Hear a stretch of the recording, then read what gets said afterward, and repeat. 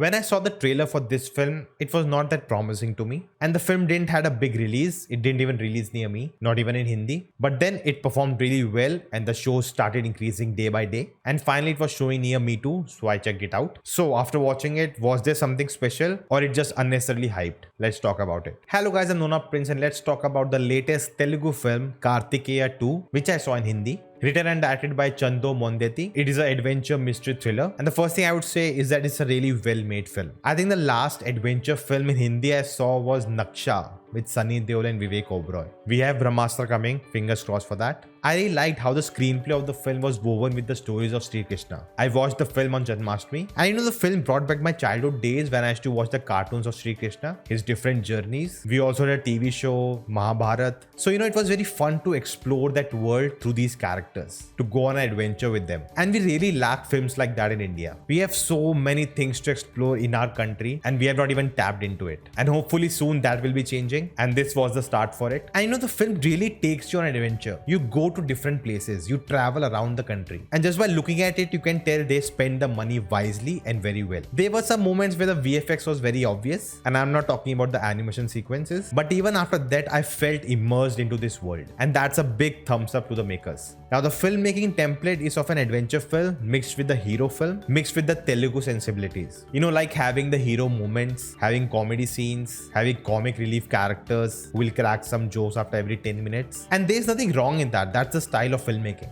Now the editing of the film really threw me off in the beginning, but by the end of it, I got used to it because there was a lot of intercutting between different sequences at the same time. Kind of remind me of KGF. Even in the climax, one scene has happened and then we jump to different scenes and then we come back to that first scene, then few different scenes and then coming back to that scene, which happened constantly throughout the film. And that was an interesting way to keep the audience hooked. I'm not really great with music, but the background music in this film was really good. Now definitely the film is pandering to the current climate and the ideology, but what I really liked was how progressive the film was. First of all, the female character. She was equally part of the journey. She had a role to play and without her, the story would be incomplete. She was not at all a damsel in distress and not there just for a love story. At no point the film put down others to make their point. Actually, they are really well done visual moments talking about unity. The film calls out bad practices happening around us and ultimately it talks about discovering our own history and culture. Now, there were definitely moments that if this film was a Bollywood film, people would have taken offense and boycott this also. But no, it's a South film and that clearly shows the hypocrisy of the boycott gang. Now the hero of the film was not a one-man army. At no point he was overpowering. He was facing challenges one after the other and it was not easy to overcome. He is the chosen one, but he actually needs help from other characters to accomplish his mission. And he had a whole arc through the film where from a non-believer he becomes a believer and takes on the mission to explore more. Now definitely there are some adventure genre tropes here which even Hollywood films cannot escape from. There are some illogical moments. Moving from one place to another is very easy for our characters. Suddenly someone shows up out of thin air and all these things are part and parcel of this genre. Now coming to the animation, I really like the use of it. It definitely didn't look good, but again, with the budget they had, they could at least pull this off. Is a great thing itself. And it actually becomes a style